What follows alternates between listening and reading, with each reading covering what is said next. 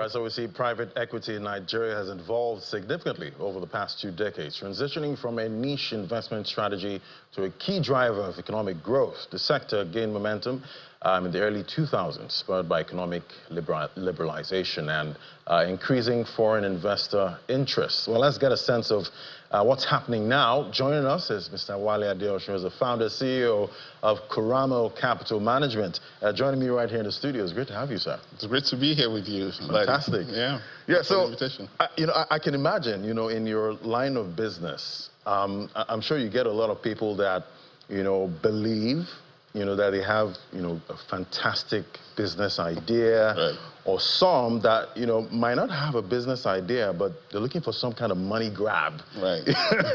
At this point, what's your experience been like? No, it's been very exciting experience with the evolution of private equity, like you described earlier. We do get a lot of requests for investments, for capital from various companies. Some have their ideas already planned out, and they have businesses that are really generating revenues already. And some just have ideas. So, you can have venture capital money for some people at the early stage, and then as they grow, private equity or growth equity capital comes in. Right. So, how have you seen the growth, so far in Nigeria when it comes to the contribution, of private equity into, most of these businesses and economic development? Yeah, the growth has been phenomenal, frankly. We started Kuramo about 15 years ago. And around that time, we started to anchor first-time fund managers in Nigeria. And so to date, across the continent, we've anchored about 15 first-time fund managers and about 7 or so here in Nigeria. And so it means we've been providing capital, initial capital for them. And then the DFIs, or the larger foreign investors, have also come in and to grow.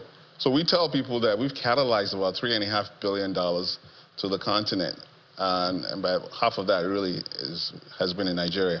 Wow, and I can imagine, dishing out that that amount of money, that will come with a lot of fear, I'm sure. Fear of losing money. Well, do you ever have that fear? No, well, no, really, because of the due diligence and the work we do before we really allocate capital to anyone. Ideally, before we allocate capital, it takes anywhere from 12 to 18 months of getting to know someone. So it's almost like a marriage, right? Because it's equity capital, and we don't ask for collateral or anything.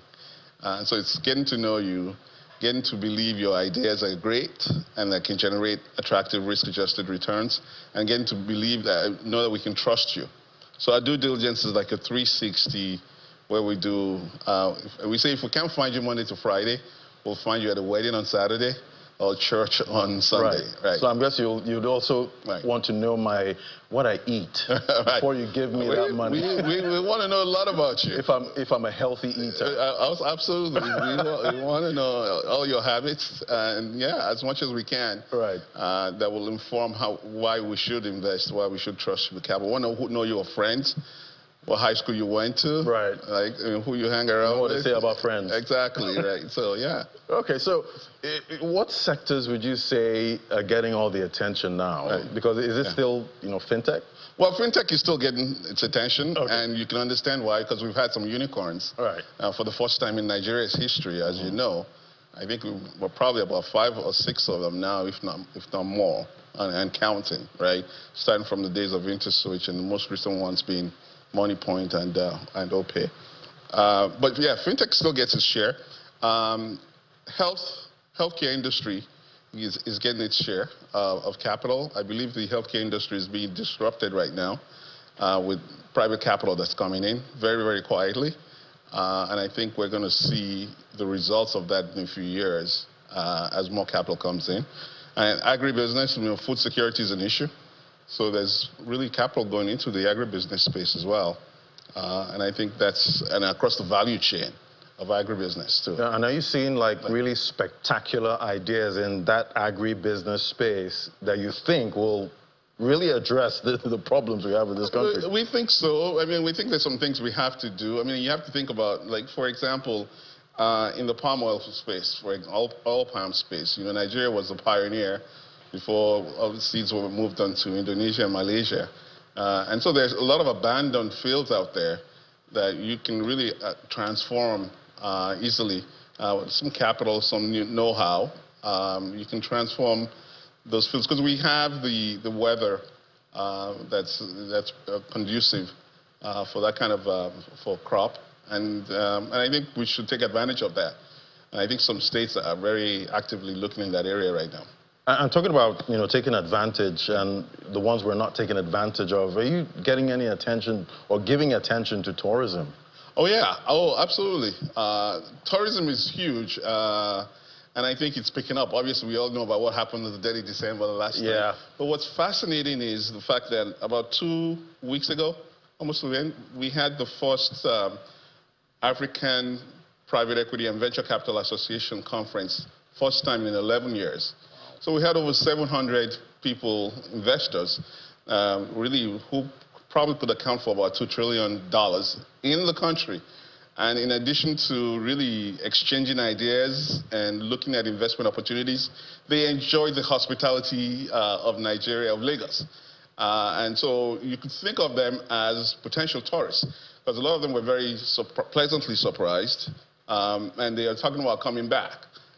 So we actually tell people we had a little bit of a dirty December at the end of April as well. So tourism, I think, is definitely picking up. I think the hospitality space is a very, very attractive one. Right. What about, you know, sectors that, you know, most people are not really talking about, but, Sure. you know, have huge potential? Yeah, the one I really like is the creative arts. I think, I tell people that hear me speak a lot that what the folks in the Afrobeats sector have done for the country, actually for the continent, no group has ever done it before, because they have significantly helped us lower the risk perception of the country and the continent.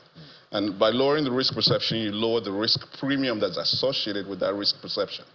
And so if that comes down, then investors can really flood the country with capital, and we're going to see it, and we're seeing it. Obviously, we saw an exit with the Universal and Maven Records deal, but I think you're going to see more, and I think we all have to figure out how to invest successfully in the creative arts space. Right. Very, very interesting, and definitely I love to see, you know, entertainment. Absolutely. You know, because that's one of our greatest exports. Absolutely. You know, I'd say at this time. What would you say are the challenges, you know, right now faced by, you know, private equity in the country? Well, sure. I mean, I think, look, we can't ignore the macro. I mean, I think the government has made some policy changes that were necessary. They've been painful to the common man, but we're seeing some improvement in the overall economy and the stabilization of the currency. So people always think about that. And people always think about political stability as well. But I think we're fine. We've been running a reasonable democracy since 1999 right now. Yeah. So, and then people keep on looking for ideas. I feel like it's always been that perception issue that's been a challenge for a lot of capital to come through. And frankly, I actually also think the narrative, I think the Nigerians are like the most negative people about the country sometimes, which is not necessary because... Yeah, people really get frustrated. Right. You know, I mean, but if you benchmark what's happening here to other parts of the continent, you realize that we're far ahead of a lot of countries, and we should all be very thankful. Because it gets frustrating when you're trying to buy fuel and you have to spend so much. True. And you're trying to get lights, you're spending so much for, you know, shout out to Band A. True. So it can be quite frustrating. No, look, I'm not going to deny that. But at the same token, we've seen investments in a good number of our companies that have been generating record revenues during this period as well. So I've always maintained that there's actually more disposable income that's out there somehow. But obviously, it's not getting as much noise as the negatives because of the headlines. So you're talking about headlines and you know, noise. You know, we've gotten economic forecasts, you know, from the World Bank, you know, the IMF, and you know, the focus is on inflation, economic growth, the currency. You know, at this point, what are you seeing? Yeah. Obviously, GDP growth, we've seen some growth now in GDP. I believe my last number was like about 3.8%, which is great. Inflation has stabilized. I think the change in the inflation rate has kind of slowed down, even though they readjusted the calculation of the inflation rate, and frankly, the currency has stabilized for a while now. I mean, I think that gap between the official and the parallel rates has been really has shrunk, right? And it's been steady for a while. So those are some positive signs. I mean, I think we just got upgraded by one of the ratings agencies not too long ago. And so the international community is seeing improvement in policies that's changing lives. I mean, I think we just need to see a lot more of it with the common man on this streets. Right. Because even though, you know, we hear the exchange rate has been stable, it's so hard to get used to this rate. No, you know, I feel like I'm trapped in maybe the 500 to the dollar era. So it's hard for me to accept this rate. I can understand that. I mean, I think that change from 500 to 1,500, that's like about a 3x. But the truth is, Nigeria has had actually worse than our history before in terms of a change. I think this magnitude is what really shocks people. But in terms of change, we've had worse. Right. All right. So, you know, definitely still early time, but so much. We just expect the best. Absolutely. You know, at this point, you know, for the economy. But it was great having this conversation. Thank you. With you. That's Mr. Wale Adeosun. He's the founder, CEO, Kuramo Capital Management. Thank you for coming on today. Thank you, Larry. Thanks for having me.